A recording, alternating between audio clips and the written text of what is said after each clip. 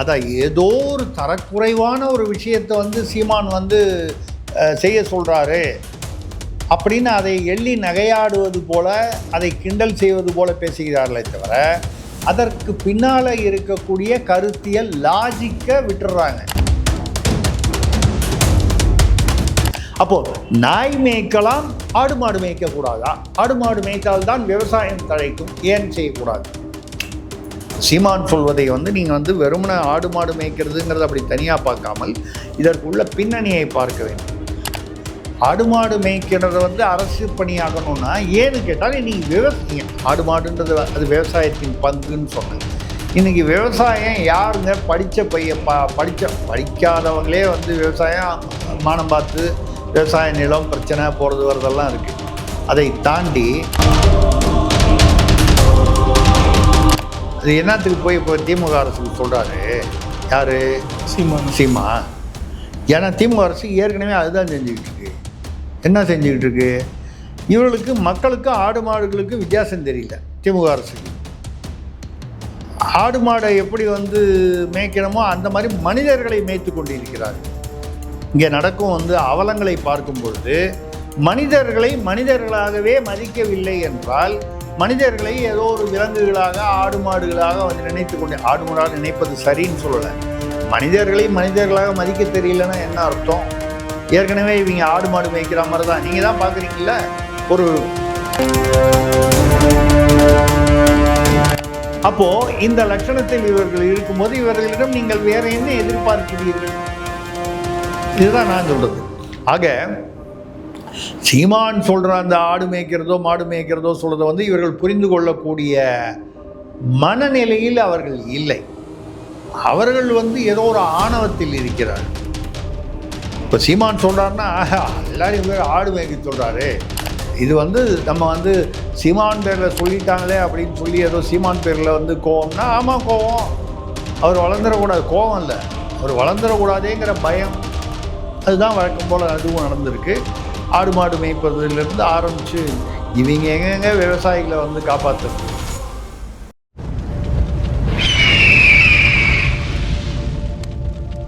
அரசியல் கருத நேயர்களுக்கு வணக்கம். இன்று நம்மோது இணையும் சிறப்பு இருந்தது மூத்த பத்திரிகையாளர் திரிசக்தி சுந்தரராமன் அவர்கள். வணக்கம் சார். வணக்கம் சார். இப்போது சமீபத்தில் பல போராட்டங்களை வந்து சீமான் அவர்கள் வந்து முன்னிறுத்திட்டு வராரு.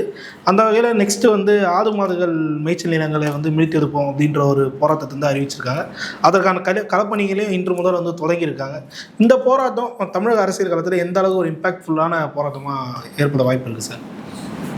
இல்லை, அதாவது அவர் வந்து ஆடு மாடுகள் மேய்ப்பது வந்து அது அரசு பணியாக மேற்கொள்ளப்பட வேண்டும் அப்படின்னு சொல்லி ஒரு ஏதோ ஒரு கூட்டத்தில் பேசினார்.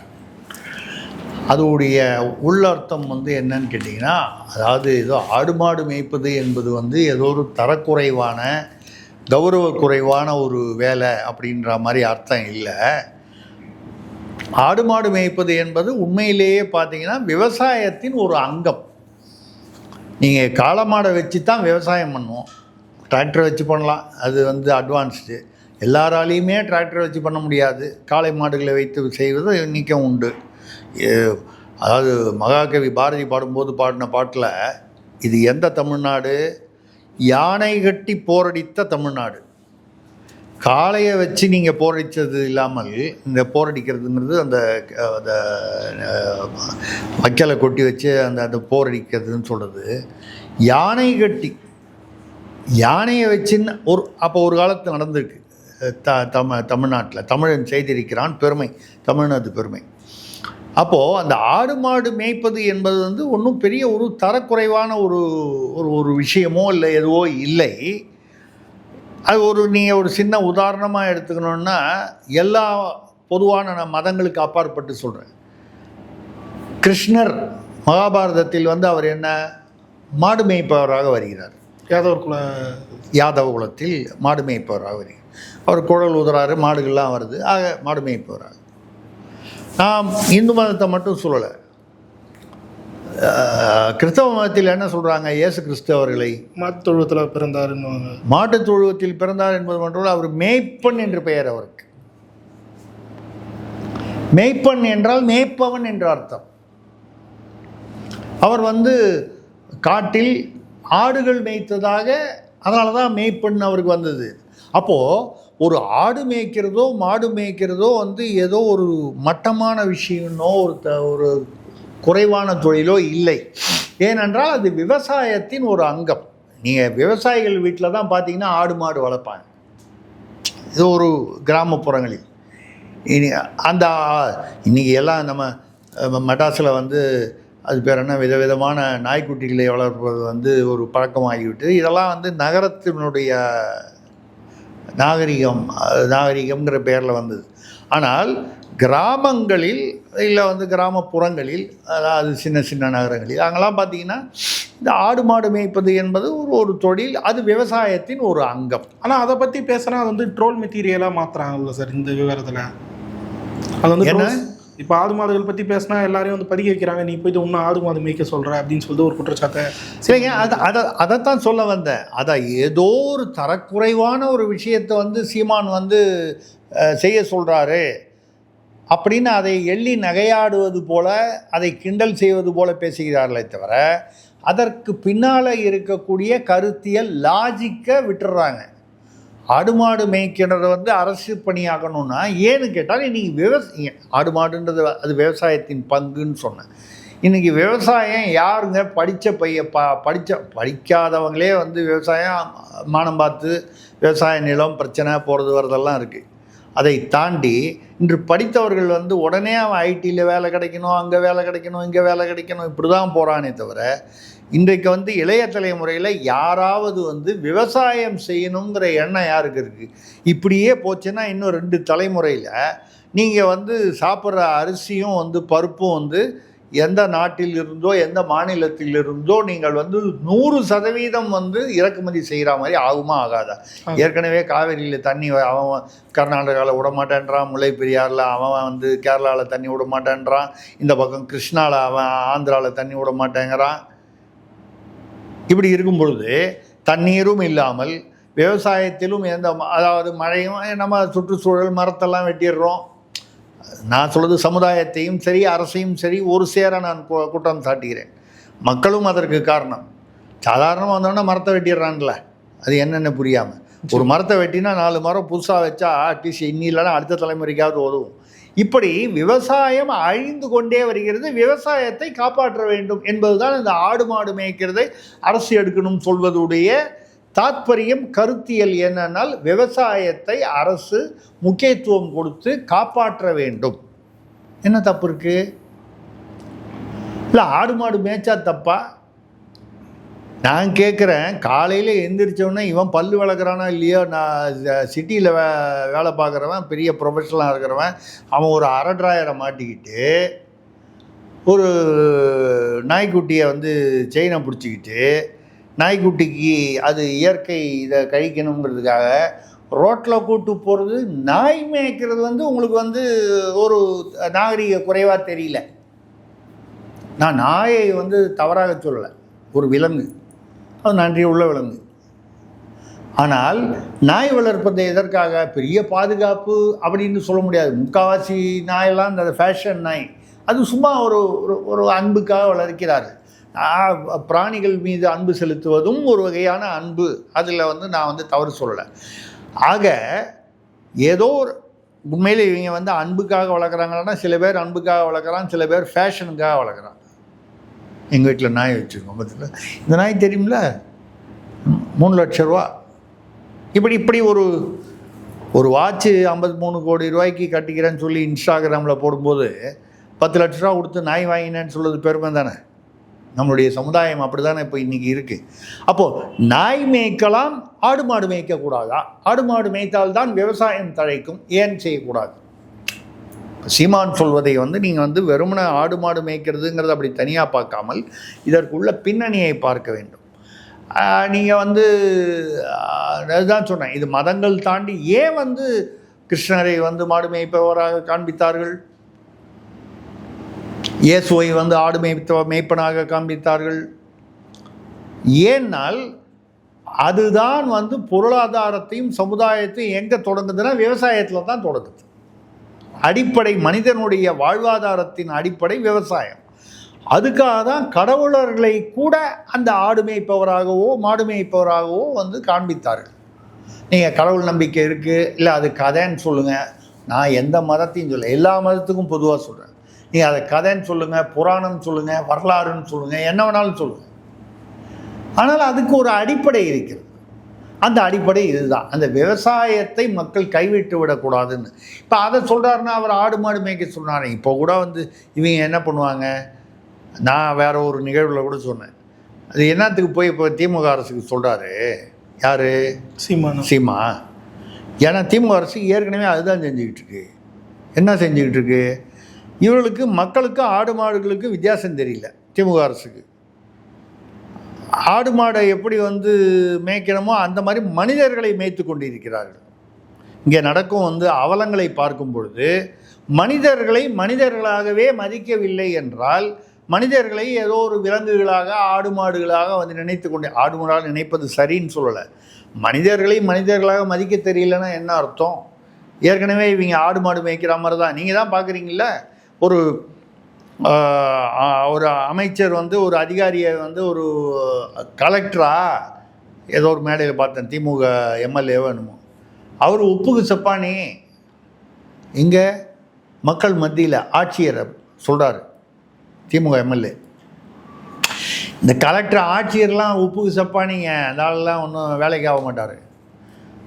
அதே மேடையில் கலெக்டர் ஒரு வாரமாக இப்படி பார்த்துக்கிட்டு என்ன பதில் சொல்கிறதுன்னு தெரியாமல் உட்காந்துருக்கார் பரிதாபமாக.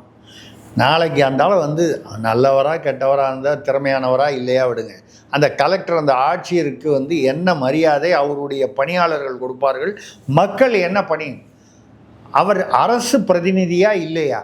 இவராவது வந்து 5 வருஷத்துக்கு ஒரு தடவை ஓட்டு போட்டால் தான் வருவார். அவர் சம்பளம் வாங்கிட்டு ஒரு 60 வயசு ரிட்டையர் ஆகிற வரைக்கும் அந்த வேலையில் இதே போஸ்ட்லேயோ இல்லை இதுக்கு ஈக்குவலண்ட்டாக வேறு எங்கேயோ இருப்பார்.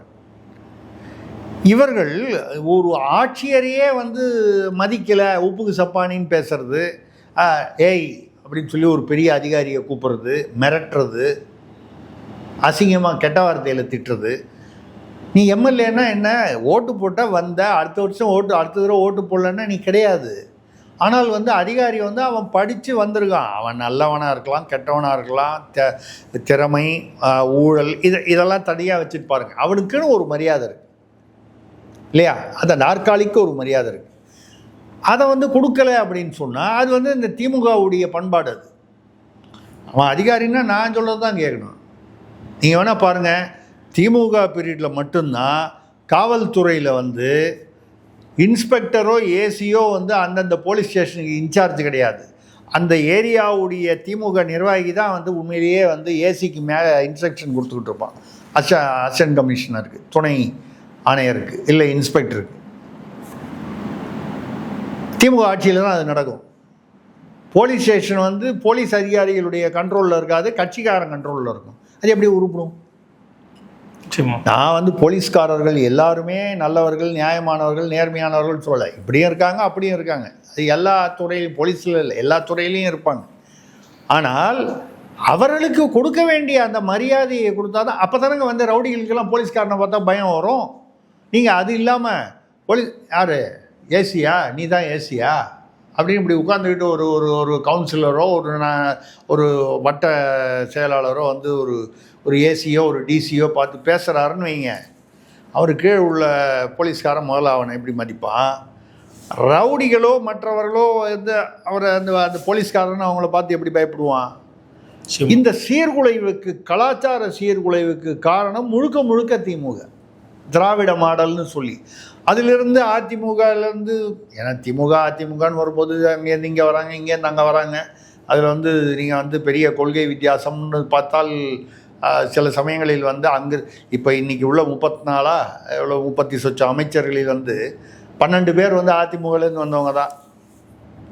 அப்போ நீங்கள் வந்து அது வந்து கொள்கை ரீதியாக வந்தார்கள். எந்த செந்தில் பாலாஜி வந்து கரூரில் மாஃபியான்னு சொல்லி 2016 எந்த வழக்குக்காக வந்து ஸ்டாலின் போய் அங்கே வந்து தேர்தல் பிரச்சாரத்தில் பேசினாரோ, அதே செந்தில் பாலாஜி அதே போக்குவரத்து அதே வழக்குக்காக இடிசி மூலமாக சிறை சென்ற பொழுது அவரை தியாகி தீரர்னு சொன்னாங்க.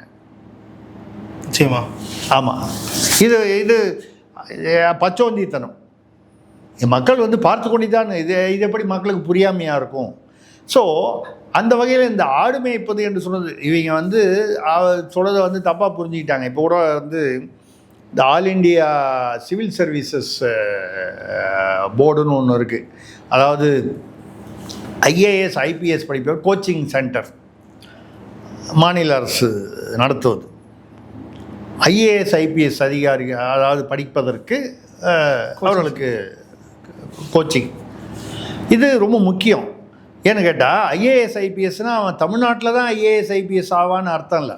ஆல் இண்டியா ஐஏஎஸ் ஐபிஎஸ் சர்வீஸ்லனா அவன் எங்கேயோ போய் இப்போ நம்ம வந்து ஒரிசாவில் வந்து பிஜு பட்நாயக்கு வலது கையாக இருந்தவர் வந்து வி.கே. பாண்டியன் என்கிற தமிழர்னு பெருமையாக சொல்கிறோம்.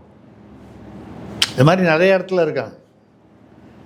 ஒரு மாநிலத்திலையும் பார்த்தீங்கன்னா தமிழர்கள், அதேமாதிரி மற்ற மாநிலத்துக்காரர்களும் இங்கே இருக்காங்க. இது ஆல் இண்டியா சர்வீஸ். அப்போ அந்த ஐஏஎஸ் ஐபிஎஸ்ன்னு அது கோச்சிங் சென்டருக்கு தலைவராக நீங்கள் யாரை போடுவாங்கன்னு எதிர்பார்ப்பீங்க? முன்னாள் ஓய்வு பெற்ற ஐஏஎஸ் ஐபிஎஸ் ஆஃபீஸர்ஸை அந்த மாதிரி அந்த துறையில் தேர்ச்சி பெற்றவங்களாம் போடுவாங்க. நீங்கள் திமுக அரசை புரிஞ்சிக்கவே இல்லை. ஏன் சார்? திராவிட மாடல் உங்களுக்கு இன்னும் புரியல சரண்ராஜ். ஏன் சார்? என்ன யாரை பார்த்தாங்க? டிஎஸ் சரவணன் ஒருத்தர், நமக்கு வந்து அவர் பேரில் எந்த பகையோ இல்லை அவர் பேரில் எந்த ஒரு உள்நோக்கமோ இல்லை. அவர் வந்து வெட்டினரி டாக்டர். வெட்டினரினா உங்களுக்கு வந்து விலங்கியல், அதாவது கிராமப்புறங்களில் கொச்சையாக வந்து அவங்க புரியாமல் மாட்டு டாக்டர் தான் சொல்லுவாங்க. மாட்டு டாக்டர்னு சொல்லனா விலங்கியல் டாக்டர்.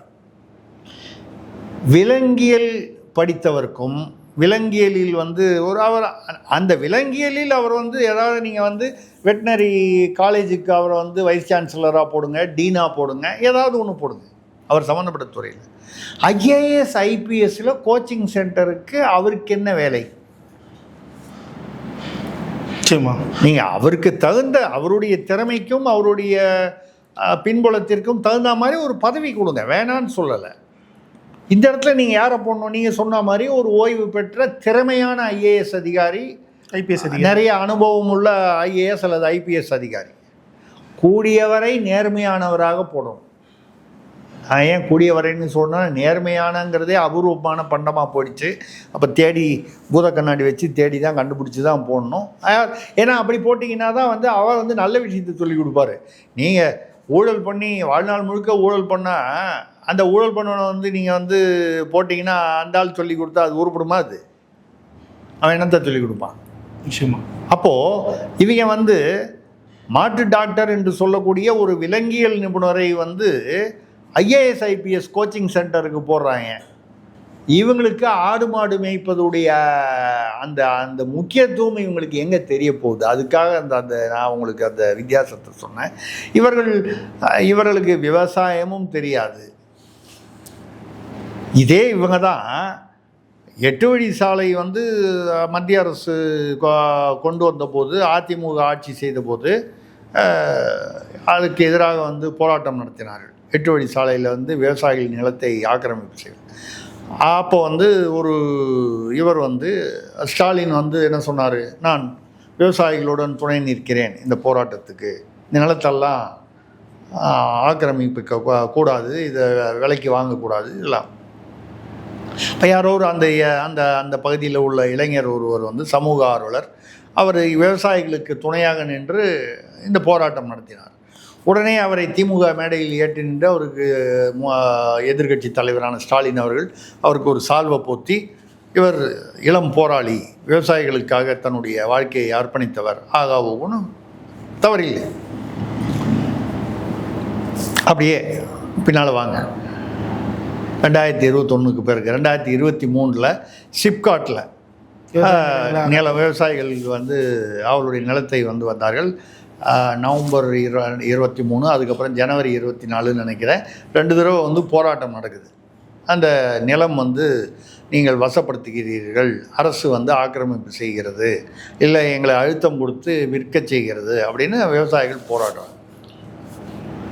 விவசாயிகள் போராட்டத்தில் வந்து அன்றைக்கி இதுவே வந்து 2 வருஷத்துக்கு முன்னால் வந்து நீங்கள் அந்த விவசாயிகள் பக்கம், நான் என்றும் உங்கள் பக்கம் நிற்பேன், விவசாயிகளுக்காக குரல் கொடுப்பேன்னு சொன்ன அதே முதல்வர் உத்தரவு போட்டு 21 பேரை வந்து கைது செய்வது மட்டுமில்லாமல், அப்படி ஏதாவது ஒரு போராட்டத்தில் இந்த மாதிரி ஒரு நல்ல, அதாவது பொதுவான விஷயத்துக்கு நியாயமாக போராடுறாங்கன்னா சட்ட ஒழுங்கு பாதிக்கப்படும் நினச்சிங்கன்னா அது வழக்கமாக கைது பண்ணி வேனில் ஏற்றிட்டு போவாங்க, 2 கிலோமீட்டர் தள்ளி கொண்டு போய் விடுவாங்க, இல்லை ஒரு கல்யாண மண்டபத்தில் வச்சுட்டு சாயந்தரம் விட்டுருவாங்க. குண்டர் சட்டத்தில் 21 பேர் கைது செய்யப்பட்டார்கள். இதில் ஆச்சரியம் என்ன, அதிர்ச்சி என்னன்னா, அன்னைக்கு இப்போ சால்வை போத்துனாங்களே இளம் போராளி சமூக ஆர்வலர்னு, அந்த இளைஞர் இப்போவும் போராடுறாரு. அன்னைக்கு அவர் விவசாயிக்காக போராடினாரு, இன்னைக்கு விவசாயிக்காக போராடினாரு. அன்னைக்கு போராடின போது அவருக்கு சால்வை இளம் போராளி, இன்னைக்கு வந்து அவர் தீவிரவாதின்னு சொல்லி அவரை வந்து குண்டர் சட்டம். இதுதான் திமுக அரசின் லட்சணம். இவங்க எங்கெங்கே விவசாயத்துக்கு முக்கியத்துவம் கொடுப்பாங்க. இவங்களை பொறுத்த வரைக்கும் விவசாயிகள் என்பது ஒரு வாக்கு வங்கி. நெல் கொள்முதலில் பார்த்தீங்கன்னா கிட்டத்தட்ட 817 கோடி ரூபாயோ என்னமோ வந்து ஊழல் நடந்திருக்கிறது, மோசடி நடந்திருக்கிறது. பல டெல்டா மாவட்டங்களிலும் சரி, வேறு மாவட்டங்களிலும் சரி, ஒரு மூட்டைக்கு 100 ரூபாய் லஞ்சம் கேட்கிறார்கள் என்று மக்கள் வந்து நடுத்தெருவில் வந்து விவசாயிகள் ஆர்ப்பாட்டம் செய்கிறார்கள், போராட்டம் செய்கிறார்கள். மாம்பழ விவசாயிகள், மாம்பழத்தோட விலை வந்து கம்மியாயிடுச்சு, அதனால் எங்களுக்கு சப்சிடி மானியம் கொடுங்க அப்படின்னு கேட்டு அது வந்து கொடுக்கலைங்கிறதுனால அரசாங்கம் வந்து அவர்களை கைது செய்கிறது என்பதற்காக கோபித்து கொண்டு அல்லது வந்து வருத்தத்தில் மாம்பழத்தெல்லாம் கொண்டு வந்து நடு ரோட்டில் கொட்டிட்டு போகிறான்.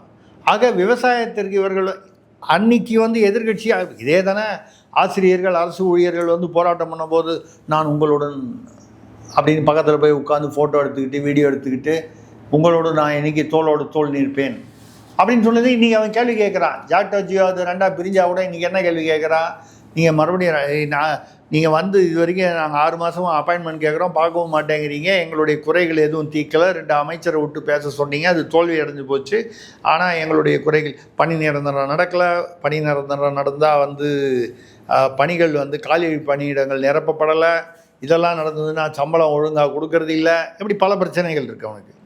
அவனுடைய பிஎஃப்பை வந்து பிடிச்சி, ஆனால் வந்து அது பிஎஃப்க்கு அனுப்புறது இல்லை. அவன் கூட்டுறவு சொசைட்டியில் லோன் வாங்கினானா அதை இன்ஸ்டால்மெண்ட்டை பிடிச்சி இவங்க வச்சுக்கிறாங்க, அங்கே அனுப்புறது இல்லை. தூய்மை பணியாளர்களுக்கும் அதான் நடக்குது, பேராசிரியர்களுக்கும் அதான் நடக்குது. அதாவது அடிமட்டத்தில் இருக்கிற தூய்மை பணியாளருக்கும் அதே தான், ஒரு மற்றவர்களுக்கு கல்வி போதிக்கக்கூடிய அளவில் இருக்கக்கூடிய பேராசிரியர்களுக்கும் அதே தான் நடக்கிறது. அப்போது இந்த லட்சணத்தில் இவர்கள் இருக்கும்போது இவர்களிடம் நீங்கள் வேறு என்ன எதிர்பார்க்கிறீர்கள்? இதுதான் நான் சொல்கிறது. ஆக சீமான் சொல்கிற அந்த ஆடு மேய்க்கிறதோ மாடு மேய்க்கிறதோ சொல்கிறத வந்து இவர்கள் புரிந்து கொள்ளக்கூடிய மனநிலையில் அவர்கள் இல்லை. அவர்கள் வந்து ஏதோ ஒரு ஆணவத்தில் இருக்கிறார்கள். இப்போ சீமான் சொல்கிறாருன்னா எல்லாரையும் பேர் ஆடு மேய்க்க சொல்கிறாரு, இது வந்து நம்ம வந்து சீமான் பேரில் சொல்லிட்டாங்களே அப்படின்னு சொல்லி ஏதோ சீமான் பேரில் வந்து கோவம்னா, ஆமாம் கோவம், அவர் வளர்ந்துடக்கூடாது, கோவம் இல்லை, அவர் வளர்ந்துடக்கூடாதேங்கிற பயம், அதுதான் வழக்கம் போல் அதுவும் நடந்திருக்கு. ஆடு மாடு மேய்ப்பதிலிருந்து ஆரம்பித்து இவங்க எங்கெங்கே விவசாயிகளை வந்து காப்பாற்றுறது. ஆனால் அதில் ஒரு சின்ன விஷயம் சார், இப்போ நம்ம பச்சை துண்டு போட்ட போலி விவசாயி நான் இல்லைன்னு சொல்கிறாரு முதல்வர். இப்போ பச்சை துண்டு போட்டவன்லாம் போலியா? பச்சை துண்டு போட்டவன்லேயும் 1-2 பேர் போலி இருப்பான். எல்லா விஷயங்கள்லேயும் எல்லா தொழில்களிலும் வந்து நல்லவனும் இருப்பான், கெட்டவனும் இருப்பான், நம்ம அதை சொல்லலை. அது ஏன் வந்து அதை வந்து விவசாயிகளை வந்து ஏதோ ஒரு அவமானப்படுத்துகிற மாதிரி பச்சை துண்டு போட்ட போலி விவசாயி நான் இல்லை. நீங்கள் தான் வந்து வயல்வெளியில் நான் வந்து நாற்று நடுறேன்னு சொல்லி ரெட் கார்பெட்டு போட்டு சிமெண்ட்டு போட்டு ஷூ போட்டுட்டு போனவர். நீங்கள் தான் விவசாயிகளை மதிப்பவர். என்ன பண்ணுறது சொல்லுங்கள். ஓகே சார், இறுதியாக ஒரே ஒரு கேள்வி சார். இப்போ நம்ம பேசிகிட்டு இருக்கும்போது சொன்னீங்க அதிமுகலேருந்து வந்த பல பேருக்கு வந்து முக்கிய அமைச்சரவையில் வந்து இடம் கிடச்சிருக்கு அப்படின்ற ஒரு விஷயத்தை வந்து பார்த்தோம். இப்போ சமீப காலமாக பார்த்தீங்கன்னா நாம் தமிழ் வந்து வெளியேறவர்களுக்கு வந்து ஒரு முக்கியத்துவம் வந்து திமுக அளிக்கப்படுவது வந்து வெட்ட வெளிச்சமாக பார்க்க முடியுது. இதை எப்படி சார் பார்க்குறீங்க இந்த விவரத்தை? இல்லைங்க, அதாவதுங்க முதல்ல வெளியில் இருக்கும்போது அப்படி தான் இருப்பாங்க. திமுக அதிமுகன்னு வரும்போது நீங்கள் அது ரெண்டும் வித்தியாசம். ஏன் மற்றவர்களோடு நான் வந்து அதை ஒப்பிடலை, ஏன்னு கேட்டால் திமுகவிலிருந்து பிறந்தது தானே அதிமுக. திமுக என்பது ஒரு கட்சி. எம்ஜிஆர் அவர்களுக்கும் கருணாநிதி அவர்களுக்கும் ஏற்பட்ட மனக்கசப்பு மனவேற்றுமை காரணமாக அதிமுக என்ற ஒரு கட்சி வந்தது. அப்படி அந்த மனக்கசப்பு எந்த காரணமோ அது தெரியாது, அதை பற்றி நம்ம ஆராய்ச்சி பண்ண வேண்டியதில்லை. அப்படி வரலைன்னா திமுக என்பது ஒரே கட்சியாக இருந்திருக்க முடியும், சாத்தியம். ஆனால் மற்ற கட்சிகள் அப்படி இல்லை. அதாவது வேறு வேறு காரணங்களுக்காக வேறு வேறு தலைவர்கள் கருத்தியல் அதில் வந்தது. இப்போ எப்போவுமே இந்த திமுகவோட இது என்ன பண்ணுவாங்கன்னா, வெளியிலேருந்து கூப்பிடும்போது அவனுக்கு ஒரேடியாக மரியாதை கொடுப்பாங்க. இதில் வந்து திமுக அதிமுக அதை விட்டுட்டு மற்ற கட்சிகளை சொல்கிறேன், இதர கட்சிகள் அங்கேருந்து கூப்பிடும்போது அவனுக்கு சால்வைகளோ போட்டு. அன்னைக்கு கூட ஒரு வீடியோ வந்துச்சு, அவங்க வந்து நாம் தமிழர் கட்சியா இல்லை தாவேக்கா, நம்ம வந்து யாரையும் வந்து வித்தியாசப்படுத்தி பேசுகிறதுக்காக சொல்ல, விஜயோடைய கட்சி, அவங்கள வந்து திடீர்னு கூப்பிட்டு அவங்க என்ன பெண்கள், அதாவது ஒரு இந்த கல்லூரி பெண்கள், அவங்கள வந்து கூப்பிட்டு திடீர்னு வந்து இந்த தாவேகா துண்டை வந்து அவங்க வந்து இப்படி எடுத்துட்டு திமுக சால்வையை போர்த்தி கொள்வது போல் ஒரு வீடியோ 10 பேரை வீடியோ எடுத்துட்டாங்க. அவங்க என்ன ஏதுன்னு புரிவதற்குள்ள அதை எடுத்து அது போட்டாங்க. நிறைய தாவேகாவிலிருந்து 200 பேர் பிரிந்து பெண்கள் வந்து திமுகவில் இணைந்து விட்டார்கள் அப்படின்னு செய்தி போட்டாங்க. அப்புறம் அந்த பொண்ணுங்கள்லாம் வீடியோவில் சொல்லுது, நீ என்னென்ன தெரியாதுங்க, திடீர்னு அந்த அக்கா கூப்பிட்டாங்க, அவங்க ஏதோ தெரிஞ்சவங்கன்னு வந்தோம், திடீர்னு வந்து இது போட்டு இதை எடுத்துகிட்டு ஒரு நிமிஷம் போடுன்னாங்க. அவங்க என்ன ஏதுன்னு நாங்கள் அதை புரிஞ்சுக்கிட்டு அவங்க என்ன சொல்கிறாங்கன்றதுன்னு உடனே அது பண்ணதுக்குள்ளே அதை எடுத்துகிட்டு போட்டு வெளியில் போட்டாங்க. நாங்கள் தாவேகாவிலிருந்து விலகவும் இல்லை, திமுகவில் இணையவும் இல்லைங்கிறாங்க. அது எப்படி தாவேகாவோ அதே மாதிரி தானே சீமான் கட்சி.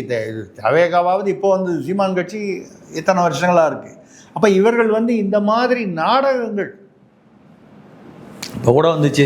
தான்சானியாவிலிருந்து ஒரு கோஷ்டி வந்து இவருடைய படத்தை வச்சு ஸ்டாலினோட புகைப்படத்தை வச்சு கடைசியில் பார்த்தா அவன் $40 $40 கூட இல்லை, $35. சரி ஏதோ $4000 $4000 கொடுத்தா உங்கள் ஃபோட்டோ என் ஃபோட்டோ கூட வச்சுட்டு டான்ஸ் ஆடுறதுக்கு தயாராக இருக்கா. அது ஒரு சாதாரண ஒரு குழு. அவனை பொறுத்த வரைக்கும் அது வயிற்று பிழைப்பு. அதை போய் தான்சானியாவிலிருந்து பழங்குடிகள் வந்து ஸ்டாலினை பாராட்டி போற்றி அவருடைய சாதனைகள் தெரிந்து, அது கூட ஒரு யூடியூபர் ஒருத்தர் அவர் தன்னுடைய படத்தை போட்டு இது ஒன்றும் பெரிய விஷயம் இல்லைன்னு சொல்லி போட்டிருந்தார், பார்த்தேன். எதுக்கான இது பூரா கரகாட்ட கோஷ்டி திமுக. இந்த மாதிரி வந்து நரிக்குறவர் வீட்டில் வந்து போய் அவர் சாப்பிட்றாரு அப்படிங்கும்போது அவர் மட்டும் ஸ்டெயின்லெஸ் ஸ்டீலில் வந்து எங்கேயோ அடையார் ஆனந்த பவன்லையோ சரவண பவன்லையோ வாங்கின இட்லி சாப்பிட்றாரு முதல்வர். அவங்களாம் வந்து ஏதோ கூழோன்மோ சாப்பிட்றாங்க நரிக்குறவர் வீட்டில். சரி பரவாயில்ல. 4 நாள் முன்னால் பார்த்தா சேகர்பாபு பக்கத்தில் உட்காந்து அதே பெண் வந்து உட்காந்து அந்த பந்தியில் உட்காந்து சமபந்தியில் உட்காந்து சேகர்பாபு பக்கத்தில் உட்காந்து அதே நரிக்குறவர் பெண் உட்காந்து சாப்பிடுது. இங்கேயும் முதல்வர் போகிற வீட்லேயும் அதே தான் இருக்குது. அப்புறம் இந்த கொரோனா பீரியடில் ஒரு யாரும் நரிக்குறவர் அந்த மாதிரி அவங்க ஏழைகள் வீட்டுக்கு போகிறாங்க. வீட்டுக்குள்ளே போகும்போதே முதல்வர் வந்து அவங்க வந்து பாயில் வந்து மாஸ்க் போட்டு தனித்தனியாக இருக்காங்க. வீட்டுக்குள்ளே முதல்வர் வந்து காலில் ஷூவோடு உள்ளே போகிறாரு. எப்போது? கொரோனா பீரியடில். ஐயா, இதுக்கெல்லாம் வந்து இந்த கதை வசனம் எழுதுகிற ஆட்கள் கூட இருக்காங்களே, அதெல்லாம் சரியாவது கதை வசனம் எழுதி தொலையலாமா இல்லையா? அந்த சூழ்நிலைக்கு ஏற்ற மாதிரி கதை வசனம் வந்து காட்சிகளை அமைக்கலாமா இல்லையா? கொரோனாவும் போது முக்கியமான விஷயமே செருப்பு போட்டுக்கிட்டு வீட்டுக்குள்ளே வரக்கூடாதுன்றது தான் முதல் கண்டிஷனே. இன்ஃபெக்ஷன் வரும். எவன் வீட்டுக்குள்ளேயோ அவங்க வந்து பாயில் வந்து உட்காந்துட்டு மாஸ்க் போட்டுட்டு இங்கே பக்கம் ஒருத்தர், அந்த பக்கம் ஒருத்தர், இந்த பக்கம் ஒருத்தர், இங்கே பின்னாலேயே ஒருத்தர் வந்து அப்படின்னு டைரக்ஷன் கொடுக்குறாரு.